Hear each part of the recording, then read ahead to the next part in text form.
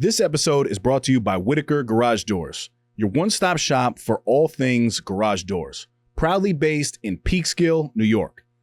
Your home is a direct reflection of your personal style, and let's face it, your garage doors are the first thing people see when they pull up your driveway.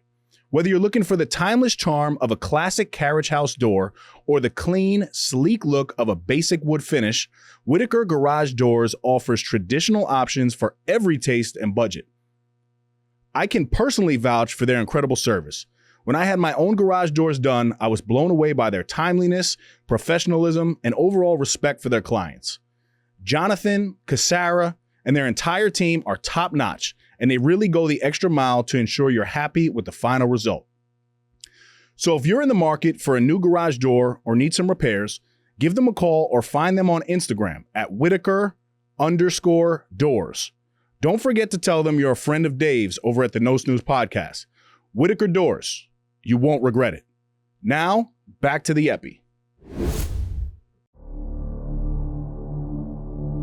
Adversity?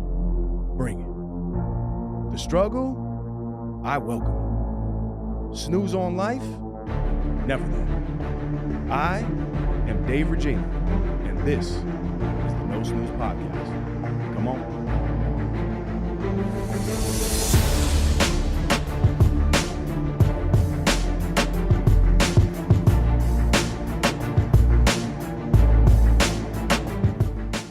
Welcome back, No Snooze Podcast, episode 272. As always, I'm in the booth, baby, and I'm with my brother, Claudio the Voice Valenzuela, and I am Dave, the Body, Regina.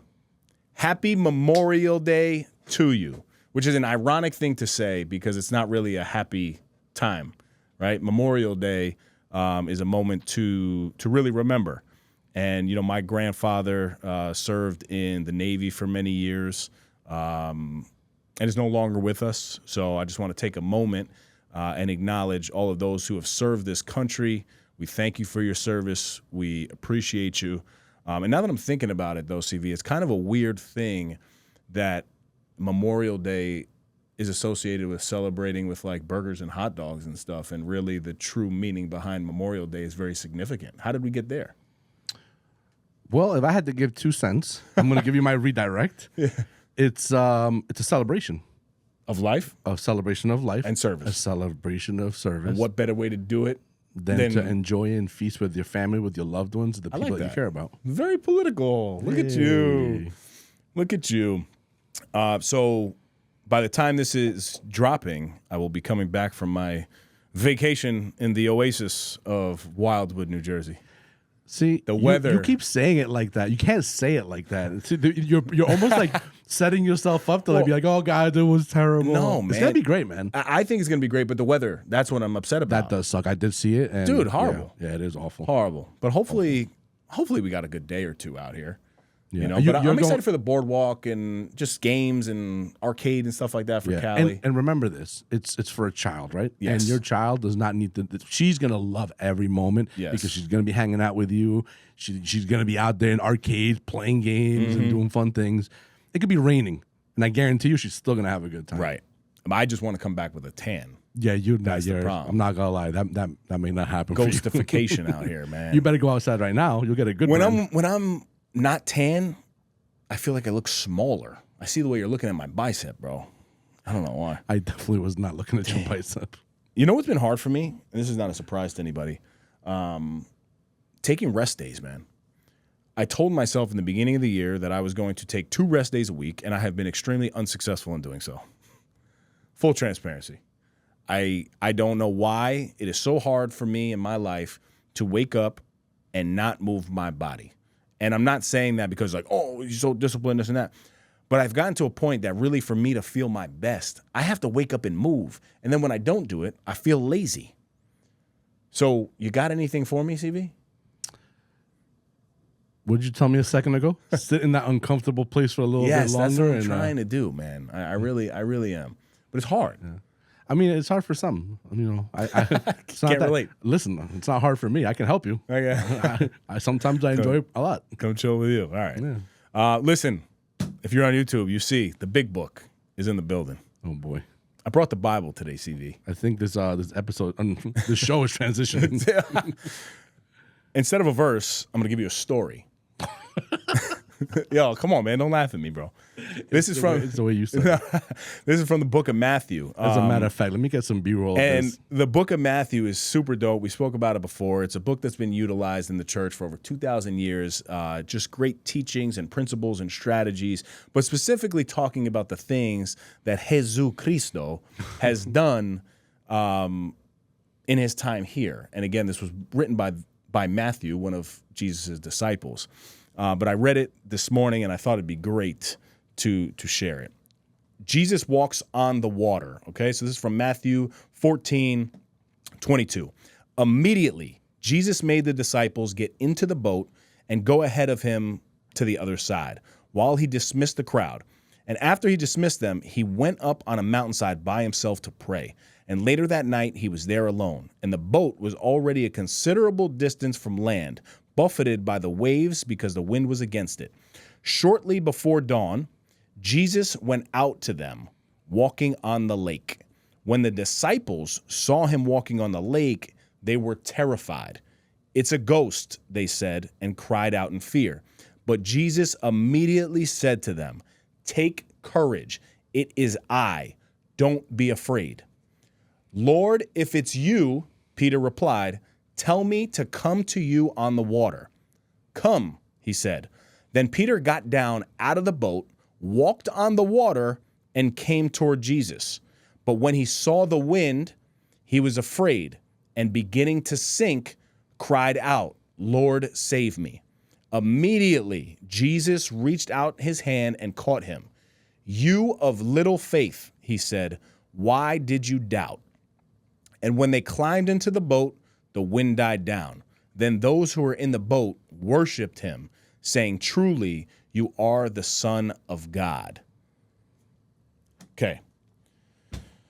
This is very significant because basically Peter did something impossible, right? So I don't know if you caught it while I was reading it, but essentially what happened is Jesus was walking on the water, and then he said, "Yo, Pete.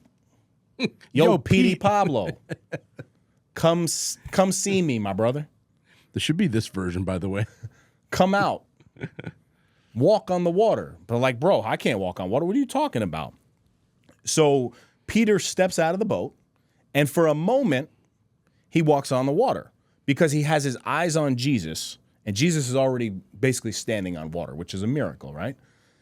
And Jesus says to him, "Keep your eyes on me and come." And then the only reason he began to sink was because it got a little windy out here. And he's like, whoa, this ain't going to work. This ain't going to work. And he takes his eyes off of Jesus, focuses on the weather and the wind, and begins to sink. So he loses focus. Now homeboy is shook because he's like, Jesus, I'm drowning. Right? CV's dying in the back here. Yo, but he was focused on the storm and not focused on Jesus at that time. So if we want to break this down, you have to step out of the boat in your life, kind of like we spoke about before. Growth requires massive action, stepping out of the boat. Now, you cannot build the business. You can't write the book. Oh, there's no leadership book back here, CV. You can't write the book. You can't transform into whatever you want while staying where it feels safe, right? So that's the first thing. Second thing is it was stormy outside. So storms are part of the journey, right? Storms in life, that could be your divorce, that could be your financial hardship, that could be anything that you're struggling with. This happened to Peter. He steps out of the boat, and now there's a storm. The key here is that Peter ended up sinking because he had a lack of focus. And now focus determines stability. So the moment that he took his eyes off of Jesus, that's when he began to sink. And how many times in our own life do we not have the faith in God necessary to sustain the storm? And then number 4, I think this is the most important part. Even when you sink, you got to reach up. Because the moment that Peter became vulnerable and was like, oh my God, Jesus, I need you. Save me. What did Jesus do? What? What did he do? You tell me. He saved him. He saved him. Right? He saved him. And that's super important because all God wants from us is in the moment when things are hard, he wants us to remain focused on him. And the moment that we try to do things on our own, that's when life gets really messy. And it's super important because Jesus took a regular dude, bro. He's a disciple, so he's pretty important, I would assume. He took regular Peter and he said, have faith in me and walk on this water. And he did it. And the moment he takes his eyes off of Jesus and focuses on the storm around him, that's when he begins to sink. So the questions that you really have to ask yourself is, during that storm of divorce, are you able to keep your eye on God? During that storm of you going into debt, are you able to keep your eye on God? During that storm where you're injured and you can't work out, are you able to keep your eye on God? And those that are willing to say, God, save me in that moment, I believe, are the ones that are going to be able to move forward in life. And now once Jesus saves him, now Peter and obviously everyone around him is like, oh my God, you really are that guy. That's my story for today. It was a great story. All I kept thinking about is, do you think maybe, this may be another poll. You may need to put this poll up in the interwebs. Maybe poll out. Would people want to hear more stories like this, but done the Reg way? So that way they're more relatable, right? Relatable to the jargon, the type of vocabulary that we use in today's society. Doth be hindered by not that. Yeah. But that's why I read it. So I read it first, and then I wanted to interpret it because it is important to read the scripture versus just having a general knowledge. If you're interested in it, right? If you're not interested in it, that's much different. But to me, I'm able to break it down now because I've read the scripture. And God tells us when you read, even if you can't understand it, the more that you meditate on the word, you become fluent in the language. So I can now read scripture and I can break it down in very easily digestible pieces of content for people. But that's how I read the Bible. I read it and now I interpret. I'm like, yo, Jesus, help me, my brother. Like, come on, man. Bring yo, it's windy out here. You want me to walk on that water? Like, what, are you crazy? Interesting. Yeah. Apparently, CV was able to do some magical stuff here. And if you look, my book is now in the background. Thank you, CV. Thank you. Gotcha. All right, cool. So we have questies for today. I know the theme is centered around alignment, fulfillment, that whole regard. Appreciate you guys reaching out with questions. Whenever you see a poll on IG, drop them in there. Yeah, we're grateful for you. So let's get it, CV. All right. I have the career. I have the career and the income, but still feeling unfulfilled. Dating has been unsuccessful for me. What do you do when you've achieved your goals, but something still feels missing? Oh, let me go to this camera. Yeah, I appreciate the vulnerability. So you have the job and the money to go along with it. He mentioned dating being unsuccessful. Okay. So it seems like you're achieving a lot of things in your life on a business world, right? From a personal standpoint, things are good, but there's really no sense of fulfillment in his life. So I think that too often we are chasing achievements, and I'm super guilty of this, but really our focus should be on alignment in life, right? Because alignment does bring fulfillment. Now, I think fulfillment for different people, it means different things. But for me, fulfillment is 4 things. It is faith, family, service, and impact, right? And as long as I'm there, I know that I'm going to reach the level of fulfillment in my life. But I do believe that it's seasonal. I've actually been having a problem lately when Callie is not with me. I've been telling Katie that I feel like something is missing. And she's like, well, that's perfectly normal. Like, she's not with you tonight, you know? So I think for this guy, he's gotten to a place in his career where he sees that the money is not the thing that's going to make you happy. And for me, I thought the money would make me happy. And again, I'm nowhere near where I want to be, but I remember making, $50,000 a year, then $100,000 a year, then $150,000 a year, and so on.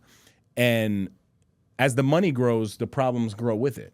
So it's not until I'm sitting around the people that I love most where I feel fulfillment. So I think this guy should change his perspective and not look at dating as being unsuccessful, but more so looking at it in a way to where you're looking for a partner now to share your life with. Now, I think it's good to date. I do think it's good to date.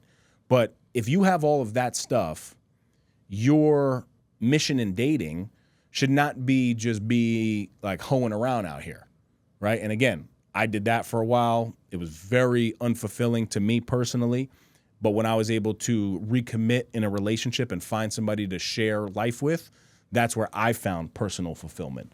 So I think the biggest thing is looking at the values that you want in your life. And I think finding people and finding your significant other is going to add a level of fulfillment. But stop looking at it as a bad thing, bro, because you have the job and the income, whereas a lot of people want those two things, right? So we all in life have certain things that we want to grow in, and I think that's normal. But don't put yourself down because you're in a really good place, man. And I believe that you're going to find a counterpart that when you find that, you're going to find that fulfillment that you're looking for. Does that make sense, CB? Yes, it does. Right? Like, I'm sure for you in your life, we all can use more money, but you got a great wife at home, a good family, you know what I mean? So you have that part, but we all could use more money. Right now, well, I think there's a saying out there. You can fact check me if I'm wrong. There's a saying out there that is like, once your basic needs are covered on the financial side of things, no more money in the world is going to make you that any more happier than you are in that moment. I thought it was a significant. I think there was a number, but I think between like once your basic needs are handled, well, it depends to about like 450,000. Well, it depends if you lived in Westchester or not. Right, but to your point, what you're saying is spot on. Like, there's no difference between making 100,000 and 250,000, 300,000.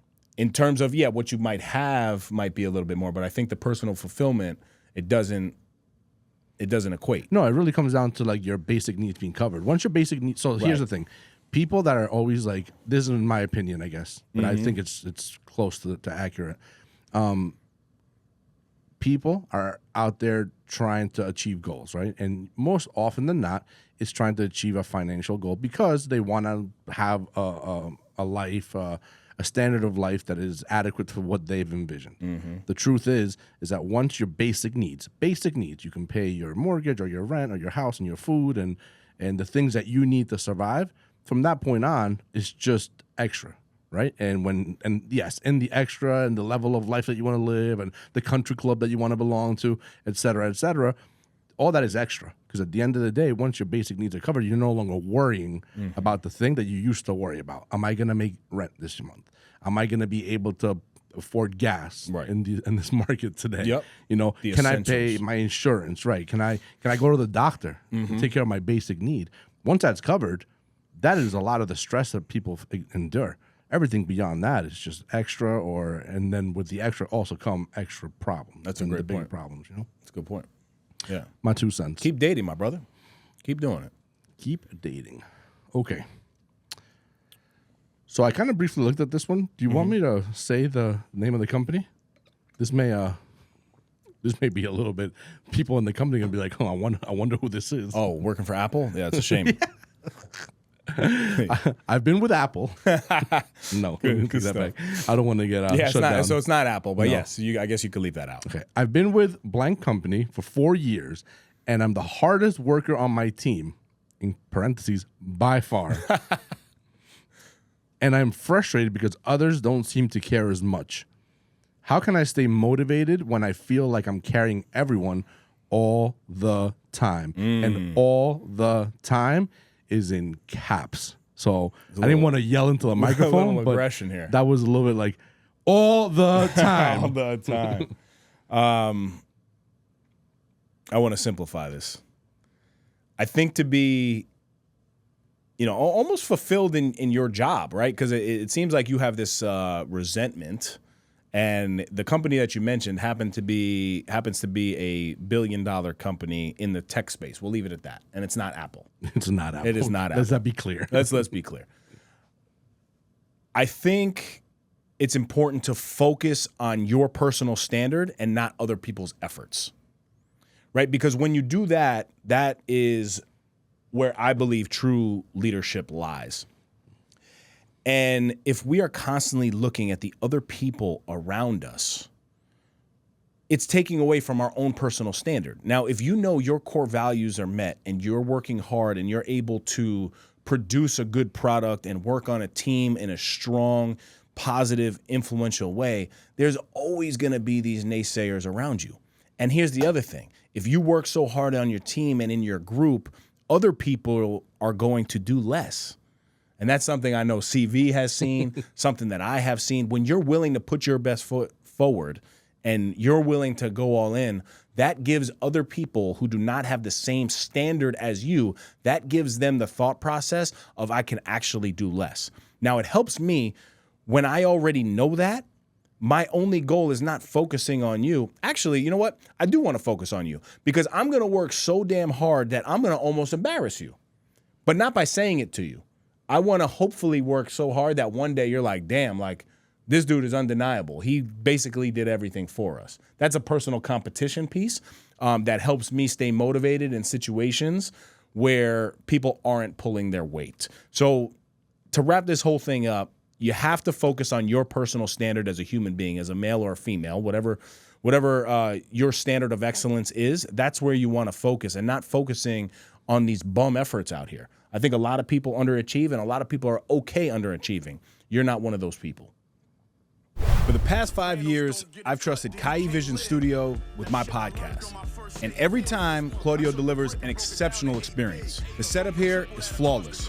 Professional lighting, crystal clear audio, and a custom set that makes every episode look elite. As someone who speaks on leadership, I know how important it is to show up with clarity and confidence. This studio allows me to do just that. The quality here isn't just about the equipment, it's about the environment. Claudio has created a space where I can focus on my message, knowing the production will be sharp, engaging, and professional. In a world flooded with content, standing out matters. And having a studio like this gives me the edge to produce videos and podcasts that truly connect with my audience. If you're serious about creating high quality content, I can't recommend Kai Visions enough.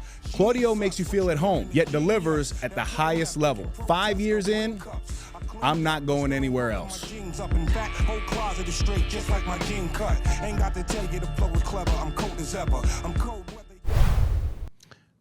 Yes, so I got questions. Go ahead. So and it's a little bit unfair because we don't always have all the context that we need to be able to have these dissertations on how to live life. But I'd be curious, and yes, this resonates. Definitely resonates with me. You kind of said it, right? But I'd be curious to know, as for context, if this is a team environment that he is in, which is why he feels that level of resentment, or is it not that, and it's a very individualistic type style of work environment, which case you shouldn't have worry about what Joe, Sally, or whatever are doing or not doing. Because you're right, that just makes you look 10 times better. But if this is a teamwork environment, I guess what I've learned, not by doing, but learn just because in my trials and tribulations, maybe the focus that he needs to have is, if he's so great at his job, great. So he's mastered the aspect that he can control. Now, the part that you can't control is how these other people are working around you. So maybe the focus should go into yourself and to try and work in that uncomfortable space of becoming a better team unifier, team leader, which then encompasses a whole bunch of a different branch that he may not be. And again, without context, maybe he does, or she. I don't even know if this is he or she. But you can start learning, how can I motivate the people around me to work better as a team, to produce more? And it's funny, and I know you're probably thinking in your head, like, this is, I wish you would have taken your own advice back in the day, you know? But this is what I think, because if he focuses his energies, instead of saying, oh, well, these people are not working to the expectation, well, be the person that motivates them, gets them excited to work harder, and thus, in the process, you are going to be building your own leadership skills. Yeah. Well, so now I want to take it just a little step further with this context that you provided, because I know a lot of these tech companies, they work on like presentations and stuff in team environments, and then they present as a team to the other staff and within the organization. So they are working in a team capacity. Right. So it would actually be a really good concept to, one, have a conversation with your team, a full transparent conversation on like, hey, look, this was your role, this was my role, this was your role, this is what I did, this is kind of where you were. Not even saying you fell short, but like when you lay out clearly what was done, they should be able to see it themselves. But then what you want to do to really win these people over is, when you present this, if it's a group presentation, everything that you say should be we. To show those people that you're still trying to put your best foot forward. After you just shown them actually what was done, what you did, what you outlined, what versus what they did. They have to feel some level of like, damn, I didn't pull my weight. But now they might, just take advantage of you, and that's fine. But I think you have a choice now moving forward after that presentation is done, going to your supervisor, if they put you together on another presentation, to maybe say, hey, look, I'd be looking for a different team. Here are the reasons why. But I think conversations are important in that context. And then if your supervisor's like, nah, that's your team, bro, go ahead. Like, because that does happen too. I mean, yep. This is a tough one. These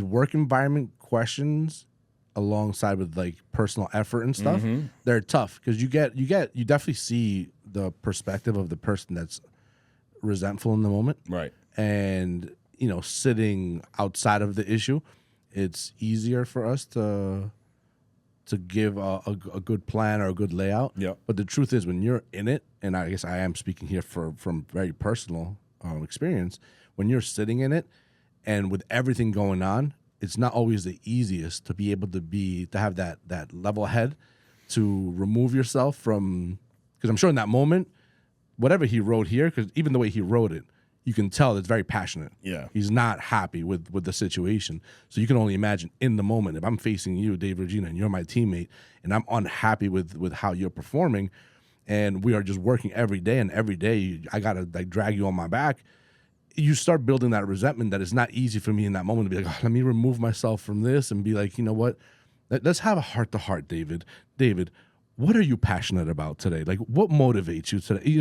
Especially when you're in the midst of like busting your ass to get the project or the presentation or whatever ready. It's almost like the last thing that you want to worry about. Right. That's almost like a thing for later when there's downtime, when we're not worrying about anything. And so, I mean, I relate with that side of it, and I wish I would have learned sooner. Well, I guess I'm learning it more now. The kind of, even what I said, like the ability to kind of remove yourself and be able to work on the thing that clearly is the problem. The problem is not you, in the sense of the work side of things, but you never know. Maybe it's you, and this is pointing at my own self, that you're not able to bring this team together for whatever reason. I don't know. No, good context. I love it. It's tough out here, though. Yeah, It really is. It is. Okay, next question. Let's get it. You kind of moved on kind of quickly. Did you not like my response? No, I agree. I agree with what you're saying. And honestly, I can go back and forth with you because, I feel even in my world in government, there's so many people that don't hold the standard. Yeah. You know what I mean? They don't. So I can relate to this question a lot. But you know how I operate. I truly don't. I have that saying, you don't pay my bills. Right? And I really, really mean that. And I am no longer affected by me putting in 100% and somebody putting in 27%. Like, I'm just going to continue to make sure. You're right. But it should never best. affect your output. Never. Right. So I do agree with that. Yes. However, if the expectation, one, is that this project be a 50-50 or even a 60-40 or something in relatively there, a 30% output on the other person is not acceptable for a lot of reasons. Because now that either forces you to have to make up for that, and if it's a consistent thing, that can get very resentful. So this is not like a kill me with one sword to the throat. This is like a million paper cuts over time that after a while, especially if you don't speak up, especially if you're not clear, especially if it does not get addressed, where sometimes it doesn't always get addressed. You may address it, you may think you addressed it, but if the behavior continues, nothing has changed, then we're doing the same exact thing. So then people start feeling. I think that's where a lot of times in the workforce, no matter whether it's corporate, private, whatever it is, that's how people start getting resentful over year after year, no matter what line of work they're doing. Because if they don't feel heard or they don't feel like things are being resolved or whatever, they start kind of operating differently. They start operating with a chip on their shoulder towards leadership because you no longer feel seen or heard, and your output, your hard work, your 100%, your all the time, right, is not being recognized. And you may give the person kudos, but if you're not helping fix the problem that's making them feel resentful, then that person can feel very much like this is going nowhere. And I think that's why people get so resentful over years in jobs that are very monotonous, very continuous, and nothing really ever changes because the status quo is kind of, government. Yes. Yeah. You know what I'm saying? Absolutely. So, I don't know. I don't know if that's even worth it's good. A rebuttal or anything. No, I'm not going to. I don't want to go back and forth because I agree with what you're saying. There's certain career paths that, you kind of get stuck in that. And it's almost like the good people at times have to really just deal with it. Yeah. And that's the tough part because why do I, because then you go down the rabbit hole of why do I have to deal with it? Yeah. But then this person doesn't have to hold their weight. Yeah, it's tough. Real tough. All right, we'll just move on to not get so. Here's another good one. How do I stop caring so much about what other people think? Oof. That was not in caps. I just added a lot extra. Yeah. I think we spoke about this a couple times, but I care what people think. I do. I think anybody who doesn't care what people think is a liar. I think we all want to be liked. We all want to be appreciated. We all want to be respected.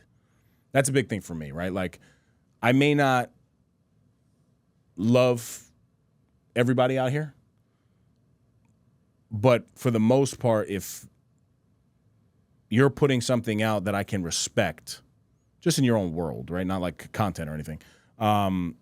Respect is the most important thing, I think. So I do want to always be respected by others, and I want to say that. So I do think that you should care what people think. I think we all do. But I'll also say this. Wait, can we? I think a clear distinction needs to be made here. Are we talking about caring what people think or caring about what people say?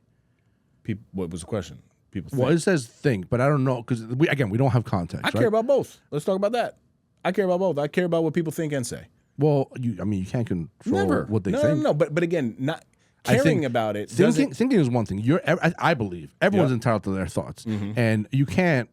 How can you care about something that one you can't even see, you can't even hear? It's a people's thought. However, when you make that thought into words, and now you're speaking it out loud, and other people are hearing it, it's a very different thing, you know? Yeah. That's why I wanted to make sure that the distinction was made. Well, I'm not talking about what they say because I think it does warrant a different conversation. But let's just say it's the thinking thing, like the question. I've come to the conclusion, too, that people are so caught up in their own lives that they're really not focused on you the way that you think that they're focused on you. And this is something I've had to learn personally. That's true, yeah. And this is something that I deal with all the time. Like I just had a situation just a couple weeks ago, maybe a month now, where an employee and I were really disagreeing on things. And this employee got really, really loud with me and really disrespectful.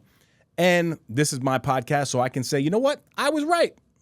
Because he ain't here to say it. I was right. CV's dying over there. He's like, oh, no, here we go. But really, I felt that I was right. Now, the thing that made this so much worse for me was my ego. Because I felt like I was being disrespected in the moment. I felt like somebody was talking to me in a manner that was inappropriate. It was inappropriate to me because I was so focused on what the other people around were actually thinking about, right? Like if they don't have context and they just hear somebody yelling in an office, my ego was the thing that kind of came up and was like, oh, I'm not going to allow you to talk to me like that. Now, again, right, in a supervisory capacity, if somebody's yelling at you in the office and there are other people around, that matters. But the truth is, if this conversation was outside of the doors where I knew nobody was around, it would have been a little bit different because I would have responded in a different way, right? And to close out that scenario, I spoke to two people specifically that heard things, and they definitely heard things. But there was about 90 other people that were around that had no idea what was going on. I was the one that was making it so much worse in my head because I thought that everybody had heard this situation, right? So that's where I think the point of so many people are focused on their own lives that they're really not worried about you, you know? And I, again, don't think that it's a bad thing. When you're trying to put your best foot forward in your life and you're focused on growth and you're focused on opportunity, you're focused on success, you're focused on fulfillment, it matters what people think about you. So don't think that you can't have a healthy balance with that because I do believe that you can. And now if you know that people are entitled to their own thought process and you're continuing to put your best foot forward, knowing that some people may not really rock with you, it's okay. And I'm speaking again off of me, right? This is how I move because I know I am judged a lot out here. We've heard it many times. But I can't allow that to affect me, you know? Yeah. I mean, yeah. I hear you. I agree. But? I don't want to but. Yeah, you can. I don't want to but. It got me thinking about some things. So what you're saying is, so see, that's. Come on, man. What you're saying is it's really more in your head than anything else, than what it really truly is. So if you understand that, removing yourself from that feeling. Well, not removing it, knowing that that exists. And being comfortable in that. Think about this, right? Think about somebody tripping right in front of you. Yeah. Your initial reaction is to be like, well, one, are you okay? But like if somebody just trips. Mine is, are you okay? Right. I want to make sure that's clear. But if somebody just trips randomly and they catch themselves, right? Yeah. Like you see it. But you're not going through your day. But meanwhile, that person is so embarrassed. Yep. They feel so mortified. But really, what are they mortified by? It's only because they're focused on what you are perceiving them to look like in that moment. Right, because if it happened in a vacuum where nobody is there, nobody cares. You're probably gonna like feel funny yourself. You're probably gonna At least that's how a little laugh. Yeah, I'll laugh myself. You'll be like, yo, you a goofball, whatever. Yeah. But now the reality is of that person who is just mortified now that they just tripped over the curb or something like that. And they're like, oh my God, so many people saw me. Now you being the person that saw them, how often are you thinking about that person? It's dead. Like after that one little moment of like, I got to catch the bus, I got to catch the train. It happens in New York City all the time, right? Like it just is what it is. Right. So you just keep it moving. So that I think is what came to mind when I'm thinking about like, all right, what are people going to think? Let me twist the scenario a little bit for you. Good. What happens when your scenario is actually, I don't want to talk about your scenario, but in a scenario where this happens in a workplace or in a work environment where other people witness it, other people see it, other people are going to talk, gossip, blah, blah, blah, blah, blah. Yep. How do you as the person, I really don't want this to relate to you. It's just to anybody. How do you get yourself out of that space in worrying about what others think, especially if others witnessed what happened with me? How do you get other people? Because it's that same analogy of the uncomfortable spot of like tripping in front of somebody. Because it gets to a point where like it's pride, it's embarrassment, it's a lot of like those feelings. And you can be the bigger man and be like, listen, okay, it happened. I'm going to keep moving forward. It got dealt with, whatever, right? But you still have to walk down those hallways. A person still has to walk down those hallways knowing that every look that comes, and again, it may be a lot in your head, but it could also mean that it's people are vocalizing this. Right? How do you get through that when I hear that statement? It's a common statement, right? It's common because people are always out there talking about somebody, and whether you like it or you don't like it, inevitably it will happen. Doesn't matter what level of echelon you're hanging out with, it will happen. And the moment you perceive that that's happening, the moment you now are aware that that's happening, how do you remove yourself from that very uncomfortable place, other than just running up on a person and be like, yo, I hear you talking about me, like, what's up? Yeah, I think the one thing that comes immediately into my mind when you're saying that is relationships. What is the relationship that I have with the employees in this workplace? Right? And if don't make it about you. No. Because I don't want No, this is how I operate though. I have to, right? I don't want to make it general. I want to make it about me, because there's employees that I'm much closer to on a personal level and employees that like I'm just not. Maybe they're newer, maybe we just don't have the relationship, whatever. So I really look at the relationship. And now if the relationship is important enough that it's on a personal level and it comes outside the professional world, then it warrants a conversation maybe, right? But if it doesn't, again, I go back to the phrase that I say often, you don't pay my bills. And that's the black and white for me. If this is somebody who personally cares about me and respects me beyond the professional workplace, it may warrant a conversation as to maybe why you feel that way, why you think that way, the perception, this and that. But again, all I can do is put my best foot forward, and I'm very conscious of that. And if it's somebody who, again, this is just black and white, this is work, this is not work, it's okay, bro. Think whatever you want. Like, it really doesn't matter. But now if I'm your supervisor, I still have to make sure that I'm dotting my T's and crossing my I's in a professional manner. Right? Dotting my T's, dotting my I's, dotting my I's and crossing my T's. There you go. Got you. Yeah. Okay.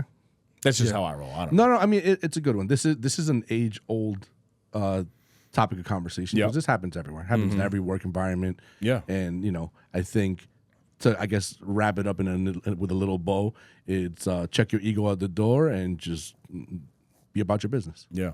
You have to. And again, man, work is a big part of life, right? Like, if you're in an office setting or something like that, you're around these team members, man, 8 to 10 hours, 12 hours a day. It's more than you're home. Yeah. And that's where I do think work relationships and do a lot matter. of time in very confined spaces where you're dealing with each other. But that is why I feel strongly about relationships in the workplace. Not on an inappropriate level by any means, but like if you're going to be spending this time with these people all day, every day, you got to have some level of relationship. And your business is only going to thrive when that's able to happen. So I got a dual question for you. Now, rebuttal on this whole thing. If you're in a workplace, and there's two parts. One, a relationship is broken for whatever reason. There was a disagreement. There was a butting of heads, blah, blah, blah. You can put yourself into, you can make it about your staff. How do you come back from that on a personal, like this happened to you directly? So you butted heads with Claudio, and now you guys are not talking to each other, so now you're making it uncomfortable for everyone that comes around when you guys are around.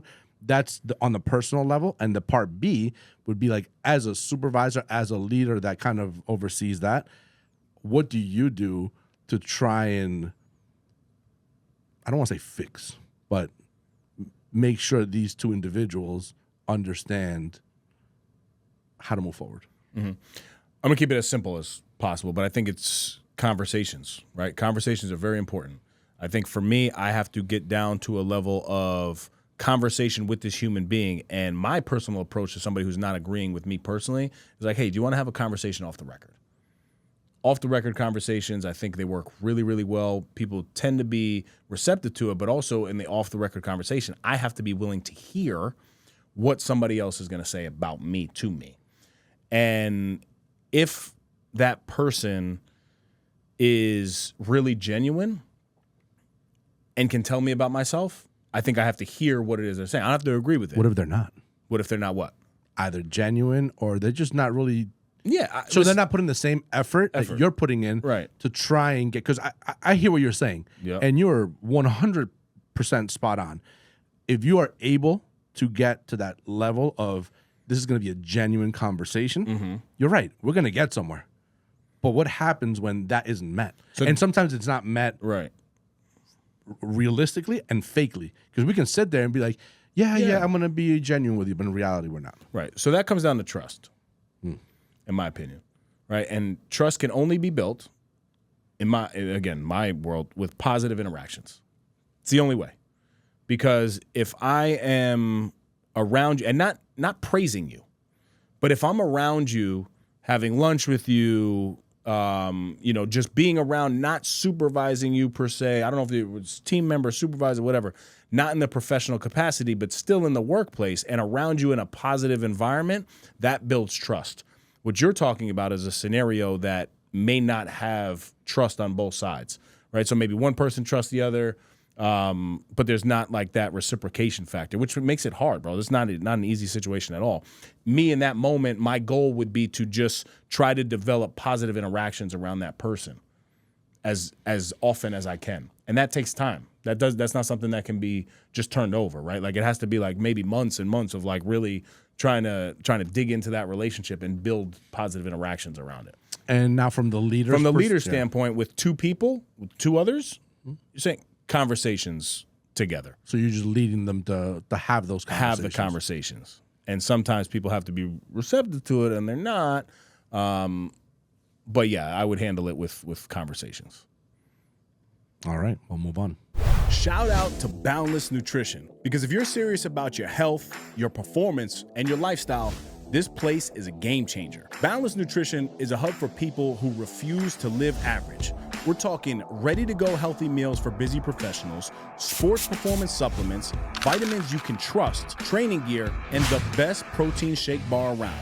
So whether you're chasing strength, fat loss, endurance, or just trying to feel better day to day, they've got you covered. And let me say this, Amanda and the entire Boundless team are incredible, knowledgeable, welcoming, and genuinely invested in helping you win. If you're in Westchester County, New York, stop by 54 Washington Avenue in Pleasantville and experience it for yourself.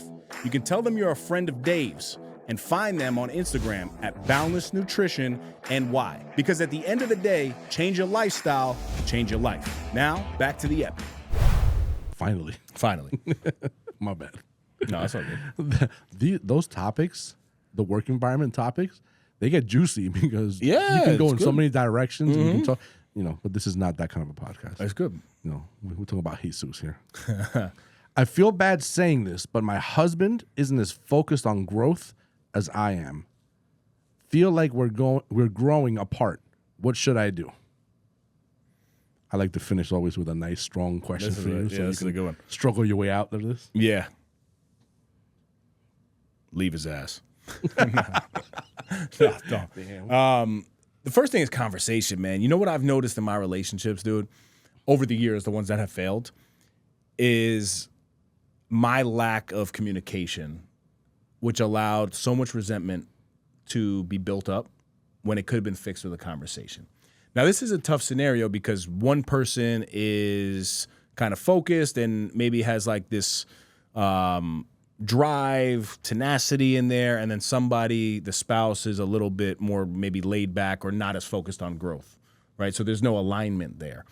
I think the best thing and the thing that I know to work really well is, I guess I want to say leading. Well, yes, absolutely. You want to lead by example for sure. And you want to inspire this person and not pressure them. Now, how do you do that? In my opinion, the strongest influence in life is the life that you consistently live. the standard that you consistently set. Every day you're moving forward and you have your non-negotiables without worrying about the other person. That's how you create real influence around the people, right? If your wife, I'm not saying she doesn't do this, but I don't know, maybe she does, maybe she doesn't. If your wife woke up every single day at 4:30 a.m. and was out the door before you even opened your eyes, right? And was going to the gym and she was really getting great results in her life, enjoying that. And again, not saying that Catherine doesn't do this. I don't know. But if she was doing that consistently, I want to bet that you would almost feel like, damn, like I'm really happy for my wife that she's feeling fulfilled. But now also I want some of that, right? Like I want to be a part of that. But if she just did this for 2 weeks and then stopped, you wouldn't really get motivated on the other side. But now imagine, so that's one scenario. Now imagine if Catherine, your wife. By the way, let's be clear. She does wake up way before me. She's an early riser. She's an early riser. Okay. Real early riser. But now if she woke up before you,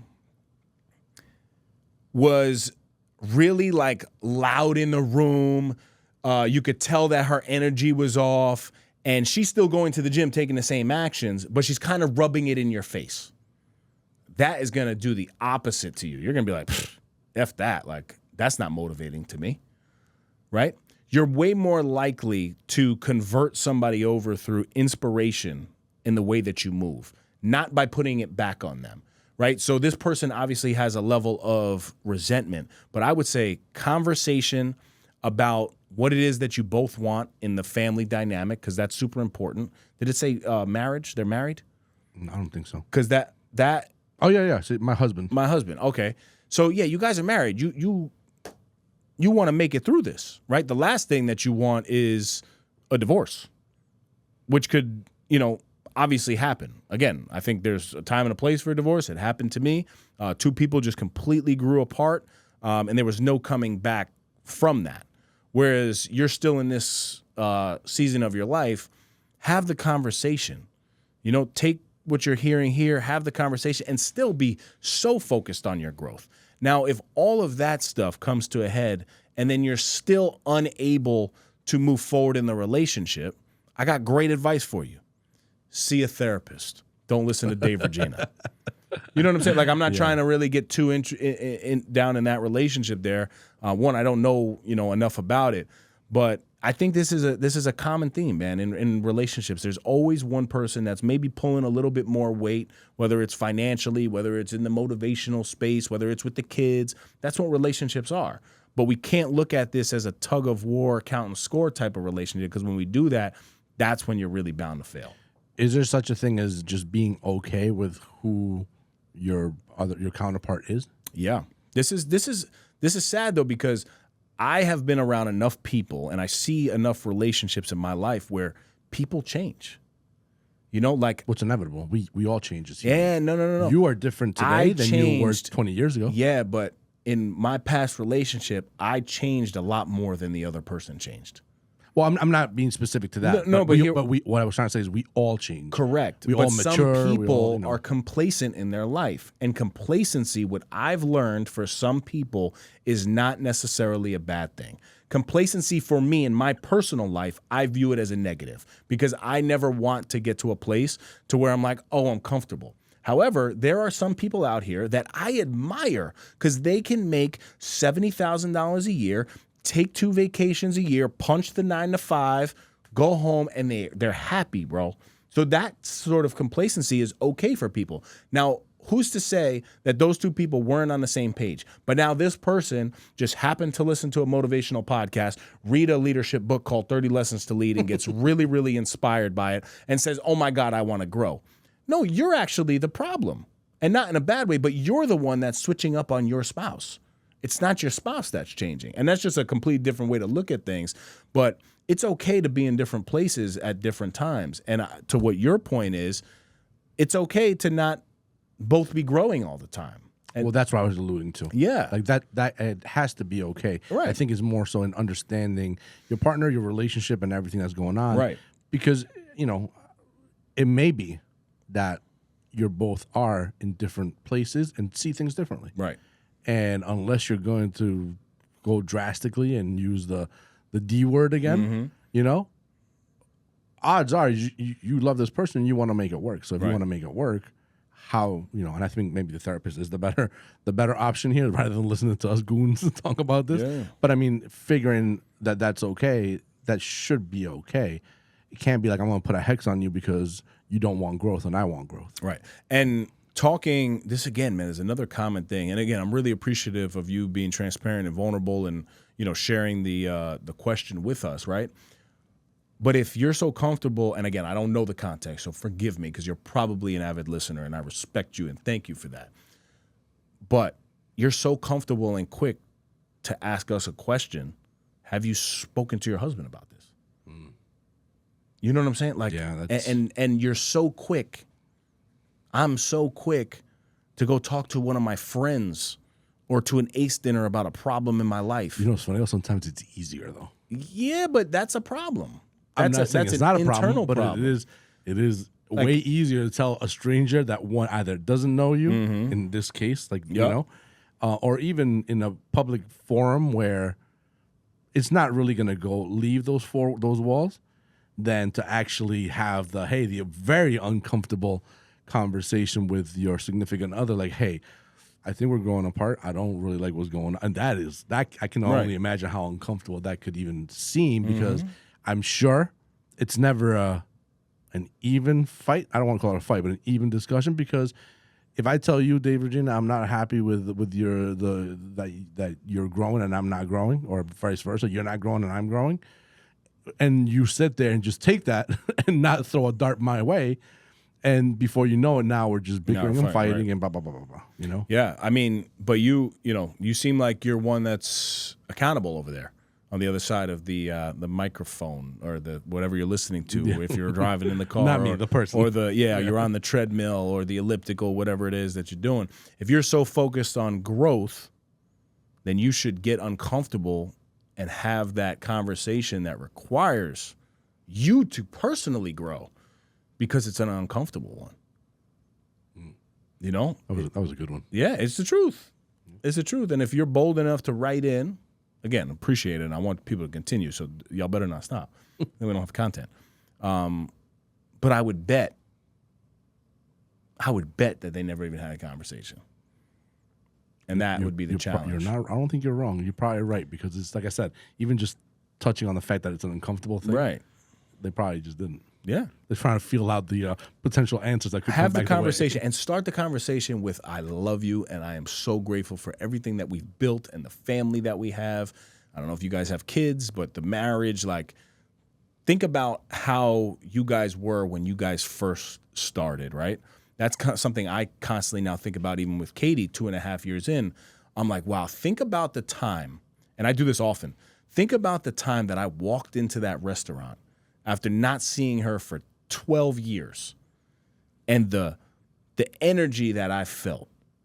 You know, you've just gotten so comfortable. We've all just gotten so comfortable. Now I wake up next to Katie every day, and sometimes she's waking up with an attitude. Uh-oh. You know what I'm saying? And I love her to death. That's my baby. But, you know, relationships are work, man. Like, it is a hard thing out here, but we have to always try to get back to the same way that we were in the beginning of the relationships. Although we've changed, the things that brought you together and that love that bonds you together still remains if you guys are choosing to be there. And again, at the end of the day, a relationship is a choice, conscious choice. And every day we need to choose who we're pouring into. Have the conversation, man. I like it. Well, that's it for our questions. Let's go.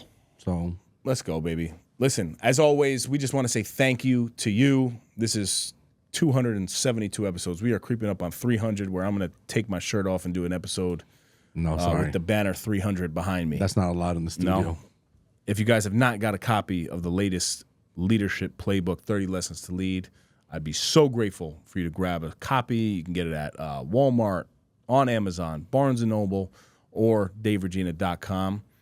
Continue to grow in your life, because it's something that I want to continue to do in mine. The No Snooze podcast is a call to action to wake up and attack everything that you do. So we hope that you guys have a phenomenal week. a great month, and enjoy this weather in New York, and hopefully in Wildwood, New Jersey. It was a fire vacation, right? First of all, it's definitely going to be a fire vacation. Baby. Second of all, wish them a happy Memorial Day weekend. Yes. Now, I probably should ask you this off camera, but is this going out on Monday or Tuesday? Yeah, let's drop it Monday. Monday? Why so not? People can, then wish them all a happy Memorial Day. But that's why it's weird. It's like a happy Memorial Day is what we say, like I said in the beginning, but we're acknowledging and honoring the troops that lost their lives. So it's not necessarily the most happy thing, but you get what I'm saying? I hope everybody just enjoys with their families, man. And listen, summer is around the corner, and that sun is coming, baby. So until next time, stop snoozing. Get up and get after it. And talk to your husband, man. Thank you guys for tuning in. That's another epi in the books. You can follow us on Instagram at No Snooze Podcast and leave us a 5-star review wherever you listen to us. Subscribe to our YouTube channel, No Snooze. Shop the latest merch at nosnoozeshop.com. Come on.